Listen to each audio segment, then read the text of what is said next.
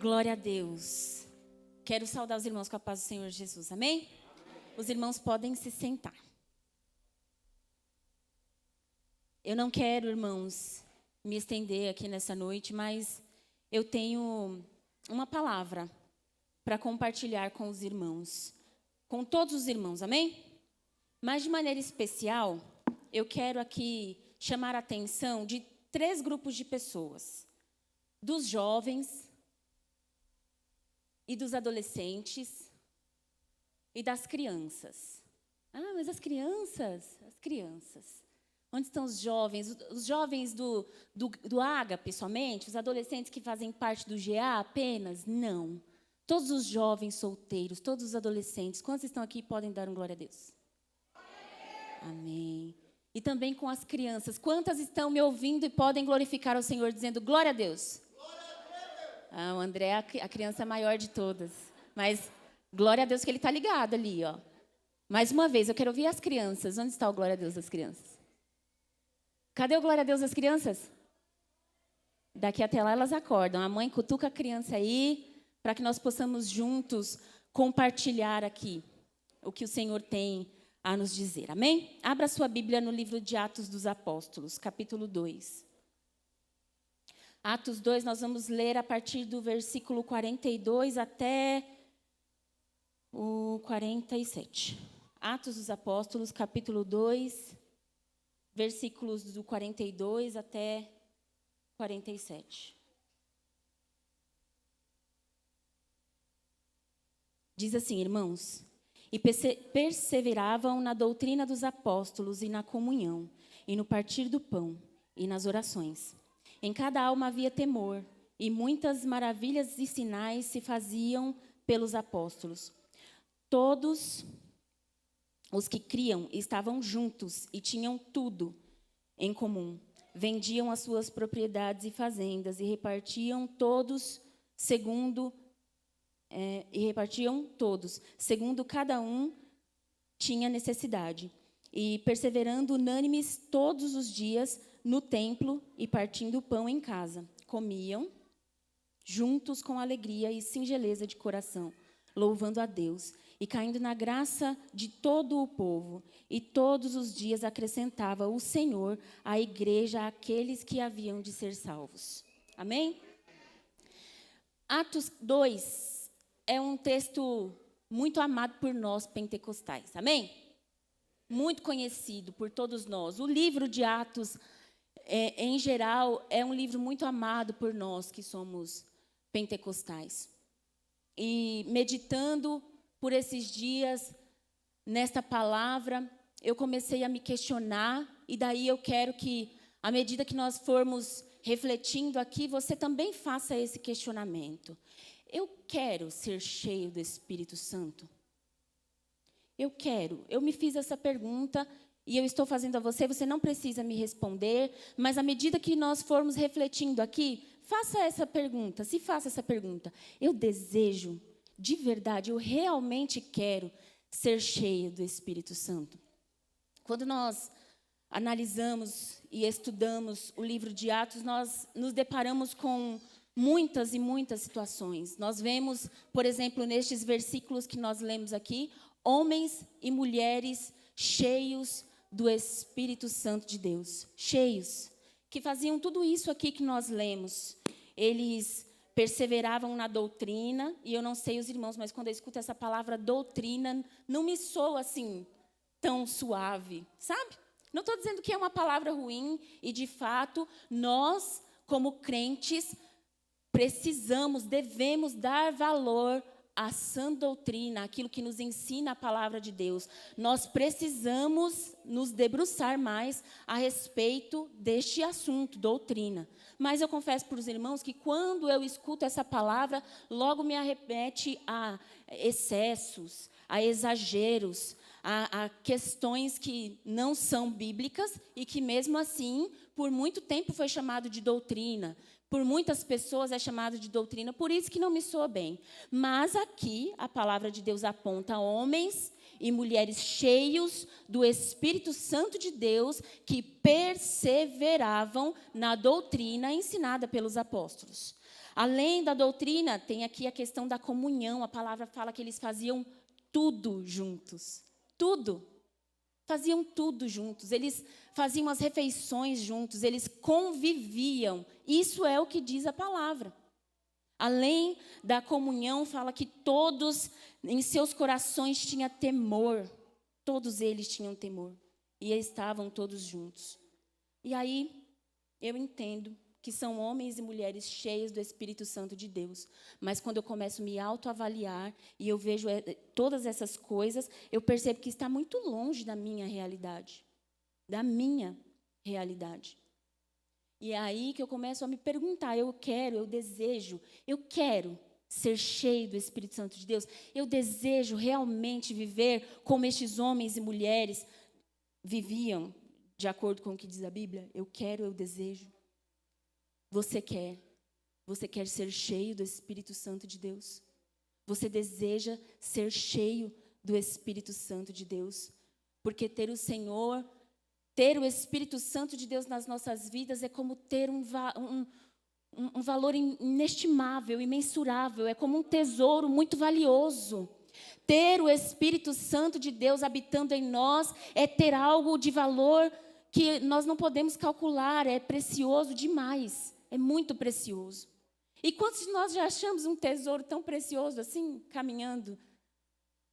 Nos deparamos de frente a um tesouro tão valioso. Com que frequência se encontra um tesouro de valor tão inestimável? Ser cheio do Espírito Santo é o mesmo que encontrar um tesouro que não tem como calcular o seu valor. Jesus fala a respeito da vinda do Espírito Santo. Antes que ele subisse, ele diz, é necessário que eu suba. Eu vou para onde está o Pai. Mas eu enviarei a vocês o Espírito, o Consolador. E é necessário que isso aconteça, porque quando ele vier, ele vai revelar a você. Ele vai convencer do pecado, da justiça e do juízo. Jesus diz que é necessário que ele suba e esteja com o Pai para que o Espírito venha e nos convença do pecado, da justiça e do juízo. Se um dia nós adentramos por aquelas portas, se tivemos a oportunidade de ouvir a palavra de Deus, e essa palavra ela nos constrangeu, essa palavra ela nos convenceu de que nós somos miseráveis, pecadores, que nós por nós mesmos não conseguimos absolutamente nada, é porque o Senhor enviou o Consolador para que ele pudesse nos convencer disso. Nós não somos capazes de reconhecer a Jesus Cristo como Senhor e Salvador das nossas vidas, se não for pela ação do Espírito Santo em nós. Nós não seríamos capazes, amados, nem mesmo de sair dos nossos lares, de largar lá a nossa casa. Talvez você, assim como eu, mãe, esposa, dona de casa, deixou lá alguns afazeres, ou deixou o seu esposo, ou deixou alguém da família, deixou a sua responsabilidade para estar aqui. Eu quero dizer a você que se não fosse o Espírito Santo de Deus a testificar no seu coração a necessidade de congregar com os irmãos e de estar aqui para adorar ao Senhor, nem isso você faria. Nem aqui você estaria. Então foi necessário que o Senhor ressuscitasse, subisse aos céus e enviasse o Espírito Santo para nos conduzir. Isso é o que diz a palavra. Para nos convencer e nos conduzir. Nos guiando pelo caminho da verdade. Nos mostrando, colocando nos nossos corações, nos revelando quais são os desígnios de Deus. Qual é a vontade de Deus para as nossas vidas. Para o homem natural, para aquele homem que pouco abastece o espírito, para um homem que tem como prioridade apenas os seus próprios desejos, para aquele homem que tem como prioridade apenas o trabalhar ou as questões materiais, o homem natural, essas coisas não são atrativas. Para o homem natural, ter este tesouro de valor imensurável não é algo muito atrativo. Porque, ao contrário do que muitos pregam por aí, quando nós nos decidimos pelo Senhor e recebemos o Espírito Santo de Deus nas nossas vidas, os problemas não se resolvem como mágica. Ao contrário do que muitos pregam, a facilidade que muitos pregam por aí, que a partir do momento que você aceita a Jesus Cristo como seu único Senhor e Salvador, tudo são flores, tudo fica fácil. Não. Não é assim. E, para falar a verdade, muitas das vezes, quando nós aceitamos a Jesus, quando nós reconhecemos que nós somos fracos, pobres, miseráveis e entregamos a nossa vida a Jesus, às vezes as coisas ficam até mais difíceis. Porque a doença vem, o desemprego também, os problemas chegam. Então, para o homem natural, ter o Espírito Santo de Deus não é algo muito atrativo. E aí vale a pena ser cheio? Mesmo tendo noção e conhecimento de todas essas coisas, vale a pena querer este Espírito? Vale a pena andar com Ele? Vale a pena limpar este templo que nós somos, limpar, tirar tudo de dentro de nós? Vale a pena para que Ele possa habitar? Vale a pena ser cheio do Espírito Santo?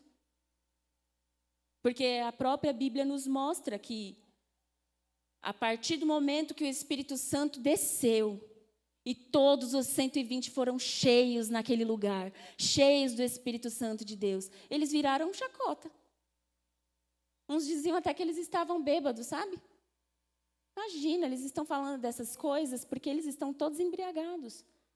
A partir do momento que aqueles homens e mulheres receberam o Espírito Santo de Deus, eles se tornaram motivo de apontamento, de chacota, estão todos embriagados. Você pode ser alvo de inveja, inclusive. Ai, Raquel, mas essas coisas existem? Você pode. Sabe por quê? A palavra de Deus nos aponta que, ao curar uma enferma, ao curar alguém ali, e depois aquelas pessoas ficaram totalmente extasiadas com aquilo que estava acontecendo, porque aquele enfermo estava ali às portas do templo chamado Formosa, clamando por algo financeiro, de repente. Mas ele saiu dali com algo muito maior. Olha o milagre. Ele foi curado.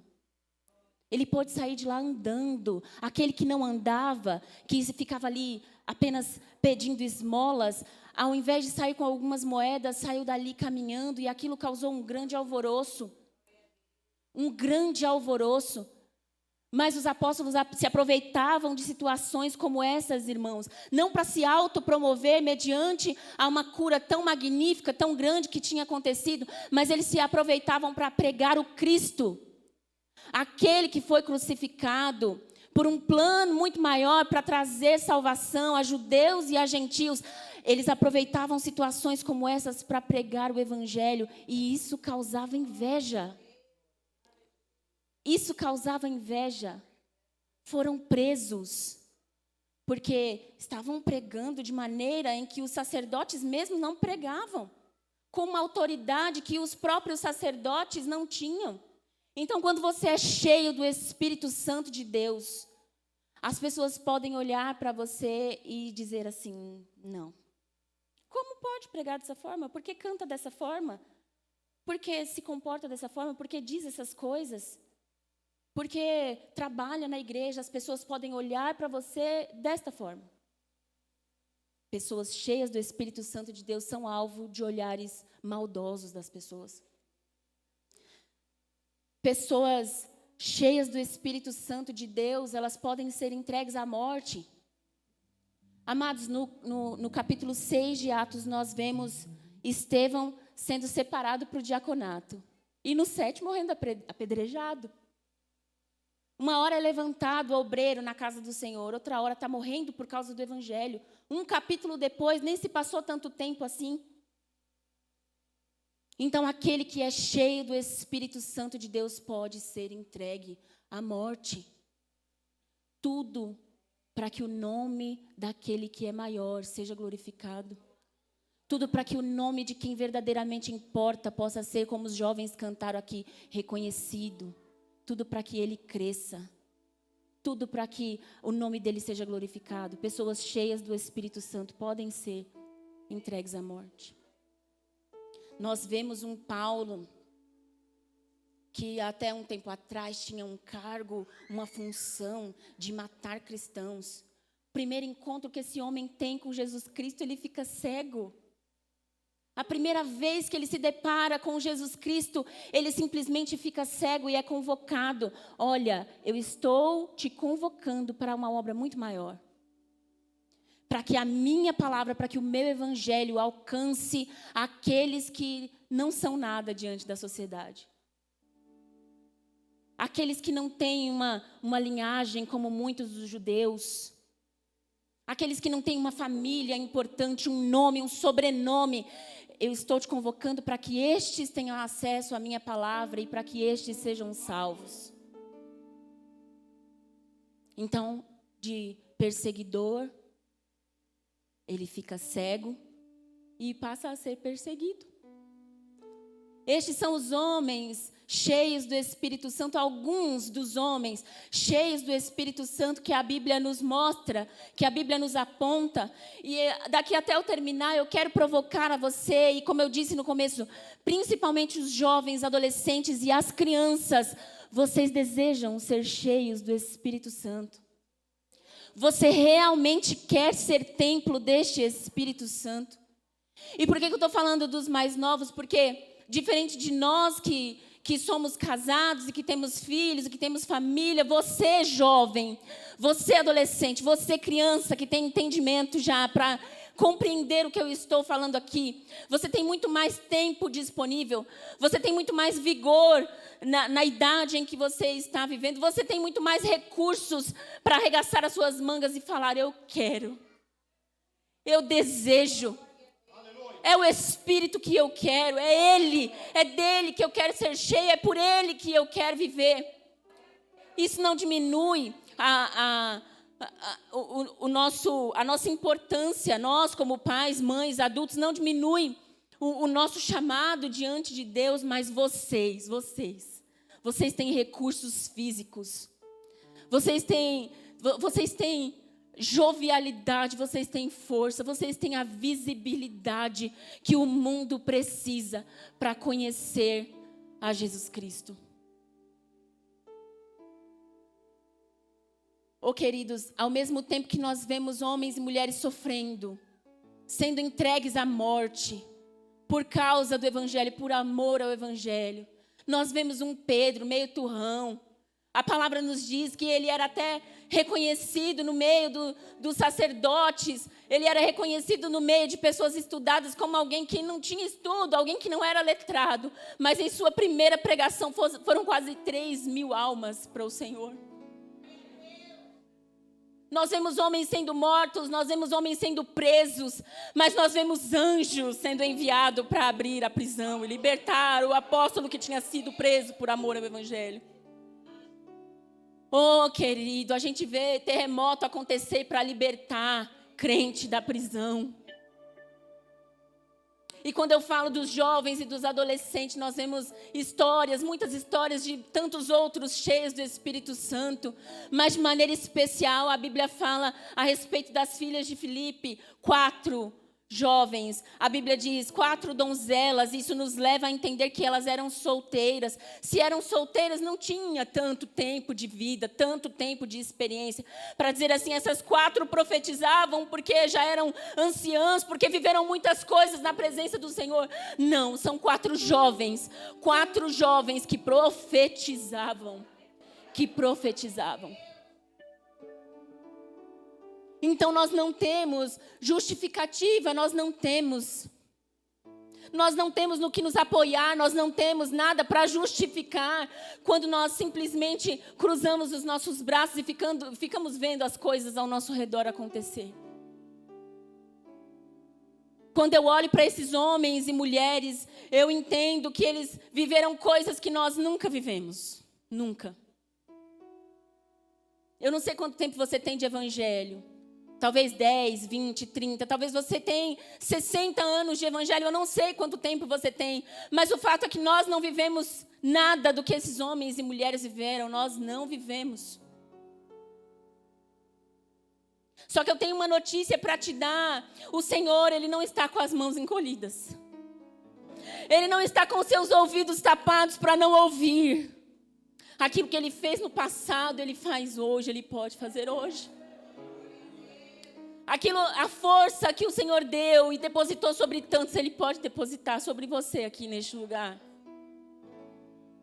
A força que nos falta para superar os nossos problemas e nos entregarmos verdadeiramente à pessoa de Jesus Cristo e nos tornarmos realmente templos deste Espírito precioso.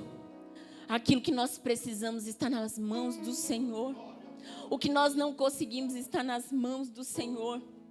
E eu estou aqui falando de jovens que profetizavam, de curas que aconteceram, de grandes milagres que esses homens e mulheres viveram. E isso não ficou no passado, creia, acredite no que eu estou te dizendo. Isso não ficou no passado.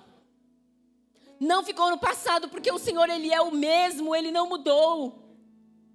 As gerações passam, o tempo passa, o homem cada vez mais entregue ao pecado, mas o Senhor continua santo e poderoso.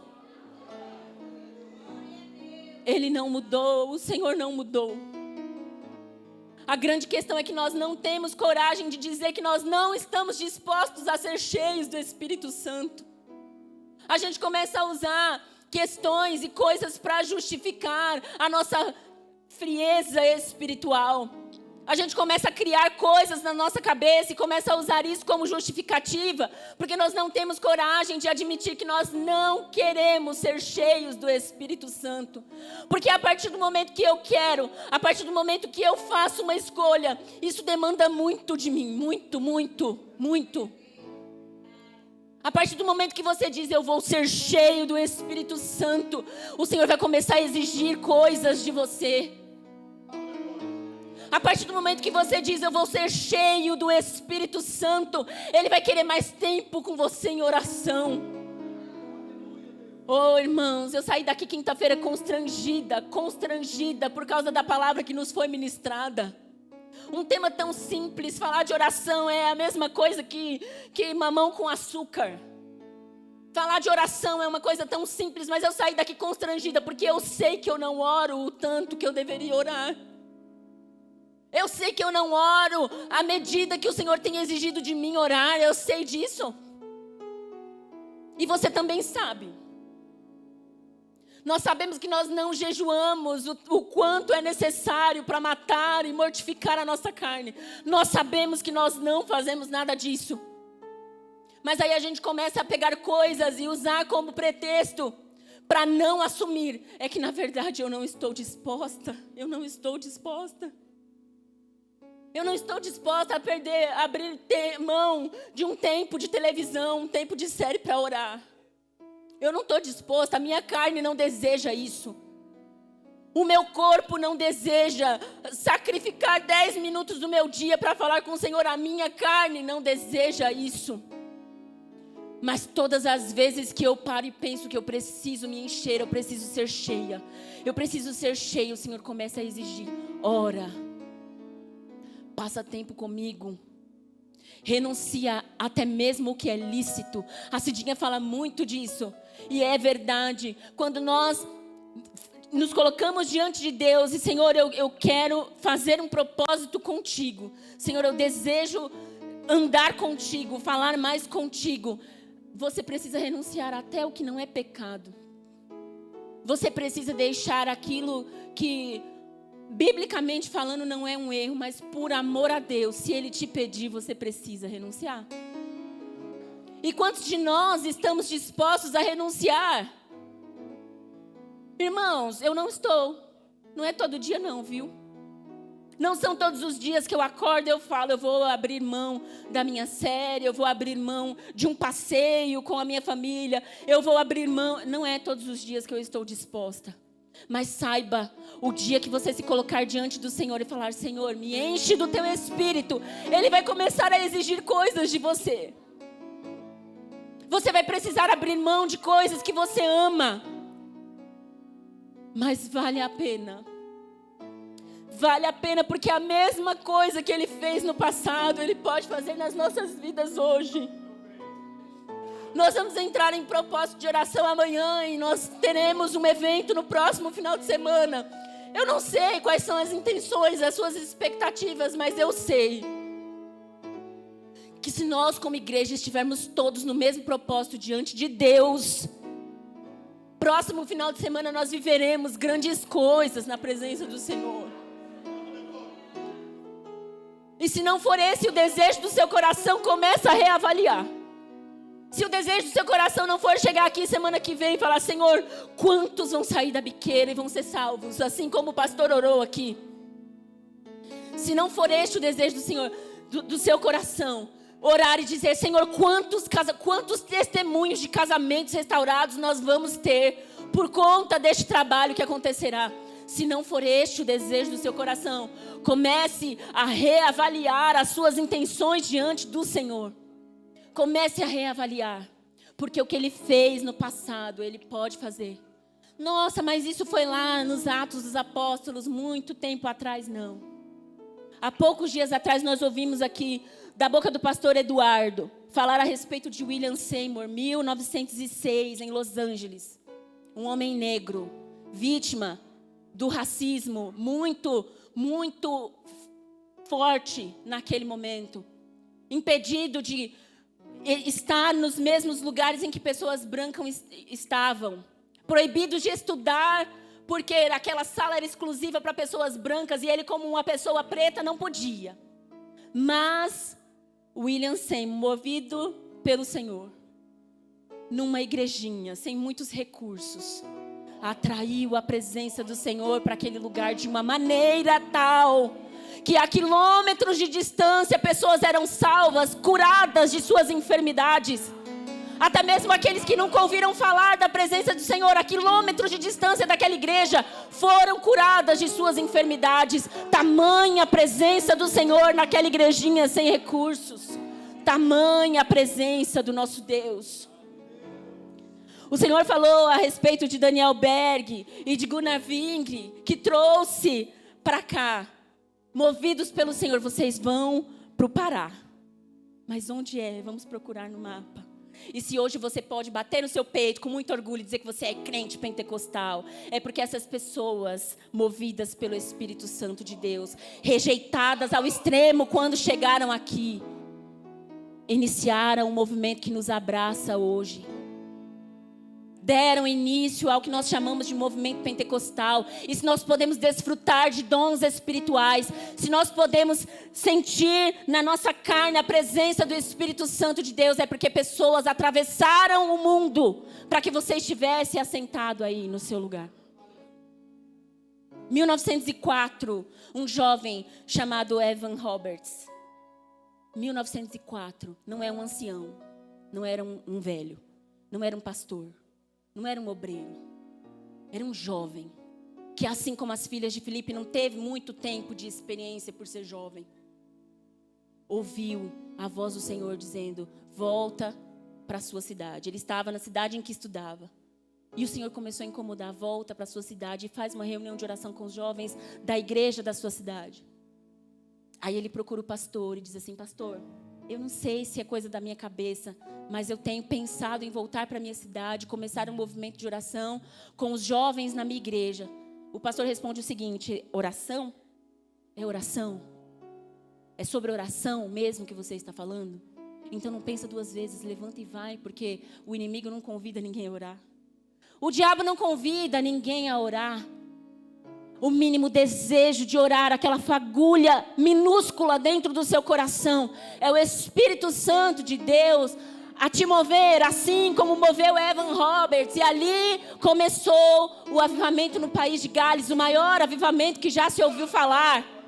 O maior avivamento que já se ouviu falar. Faliu todos os bares naquela região, porque as pessoas chegavam nos bares, sentavam, pediam suas doses e não tinham desejo de tomá-las. Elas largavam os copos de bebida alcoólica para lá e iam para a igreja. Chegou o domingo, os comércios não se abriam, ninguém trabalhava, porque as pessoas desejavam estar na igreja, na presença do Senhor, congregando, orando. As pessoas desejavam a presença de Deus. Os grandes campeonatos esportivos, irmão, qual é o maior campeonato hoje no Brasil? Qual é? Qual é o maior campeonato hoje, Brasileirão? No Brasil. Maior campeonato no Brasil. Final, pensa isso. Final do Brasileirão aqui no Brasil. Quantos de nós já cogitamos, não vou no culto hoje para eu ver a final? Simplesmente os campeonatos mais importantes deixaram de existir, porque as pessoas preferiam a presença do Senhor, preferiam congregar na igreja. Então eu quero dizer a você que aquilo que o Senhor fez, Ele pode fazer de novo. Ele pode. Só que, apesar de ter o controle de todas as coisas em suas mãos, tem coisas que Ele não vai fazer por mim. E tem coisas que Ele não vai fazer por você. Então começa a olhar para dentro de si e perguntar: eu quero mesmo ser cheio do Espírito Santo? Eu vou entrar amanhã nesse propósito com o Senhor? Avalia. Olha para dentro de si. Olha para você em primeiro lugar. Faça essa autoanálise. Eu quero abrir mão. Eu quero correr o risco de não me encaixar em lugar nenhum fora dessas portas. Eu quero correr esse risco. Porque aquele que serve a Cristo não se encaixa em lugar nenhum lá fora. Eu quero correr o risco, jovem, de chegar na escola e não me encaixar nos grupos lá. Eu quero realmente correr este risco. Eu quero correr o risco de ser chacota por causa da minha fé quando eu chegar lá na faculdade. Eu quero realmente isso. Eu quero, de fato, abrir mão daquilo que mais me dá prazer, daquilo que mais me dá felicidade. Mesmo não sendo pecado, por amor a esta palavra, eu estou disposto. Pergunte isso ao seu coração. Feche os seus olhos. Feche os seus olhos nesta hora. E começa a dialogar com o Senhor aí aonde você está. Jovem, adolescente, eu quero realmente dizer que vou servir a Deus. Eu vou aonde Ele me chamar. Eu vou fazer o que Ele tem me solicitado. Eu vou aonde eu sou necessária. Querido, muitas vezes você não vai se identificar. Às vezes o Senhor vai te chamar para fazer coisas que você não vai se identificar. Mas um dia nós teremos a oportunidade de perguntar para Paulo, por exemplo: você se identificou com os açoites, com as prisões? Com seus olhos fechados, começa a pensar. O Senhor tem te chamado, o Senhor tem te convocado, o Senhor tem cobrado de você e você não vai porque não se identifica. Um dia nós teremos a possibilidade de face a face perguntar: Senhor, o Senhor se identificou com a cruz? O Senhor se identificou com as cusparadas, com a humilhação? O Senhor se identificou? Com os teus olhos fechados, começa a entregar nas mãos do Senhor. Oh Deus, mesmo não me identificando, Senhor, mesmo não tendo prazer naquilo que o Senhor tem me chamado, eu te peço, Pai, nesta hora, Senhor, me ajuda a caminhar contigo. Me ajuda, Senhor, a começar essa faxina. Me ajuda, Senhor Deus, a tirar os entulhos. Me ajuda, Senhor, a ter coragem de assumir que eu sou tão miserável que na verdade eu não estou disposto a abrir mão de coisas. Senhor, mas a Tua palavra tem falado conosco aqui neste lugar. Oh Senhor, a Tua palavra há muitos dias tem nos constrangido, Senhor. A Tua palavra, Senhor Deus, há muitos dias tem tocado naquilo que é mais profundo, aquilo que eu não falo com ninguém. Aquilo que eu não tenho coragem de confessar, Senhor, aquilo que eu não tenho coragem de tirar. A Tua palavra tem apontado e tem mostrado que eu preciso passar tempo contigo. Que eu preciso, Senhor, orar mais, que eu preciso jejuar mais, que eu preciso abrir mais mão, que eu preciso negar a mim mesmo. Senhor, me ajuda. Me ajuda, Senhor, ajuda a Tua igreja, ó Deus. Porque assim como foi orado mais cedo, muitos têm se perdido, Senhor, nas biqueiras. Senhor, assim como foi dito mais cedo, tantos, Pai, que um dia estiveram aqui neste altar. Tantos, Senhor, tantos que ouviram a Tua palavra e parece que ela não encontrou terra fértil para produzir. Quantas pessoas que eu conheço, Senhor, quantas pessoas na minha família, Pai, que são como uma terra seca, rachada, improdutiva, infértil. E eu estou aqui na Tua presença e eu sei que o Senhor quer me usar. Oh Deus, eu sei que eu posso ser um instrumento nas Tuas mãos, mas me dá coragem, Senhor. Me dá coragem, Senhor, de contribuir, Pai, na minha igreja, onde eu for necessária. Onde eu for necessária, Senhor, não onde eu quero, onde precisam de mim. Onde precisam da minha voz, onde precisam, Senhor, da minha disponibilidade, onde precisam, Senhor, da força dos meus braços. Me ajuda, Senhor, e me leva. Me leva, Senhor. Em nome do Teu Filho amado Jesus, eu oro nesta hora, Senhor, intercedo pela Tua igreja, Pai. Se houver em nós, Deus querido, se houver em nós coisas que nós amamos mais do que o Senhor, tira, Senhor, tira de nós.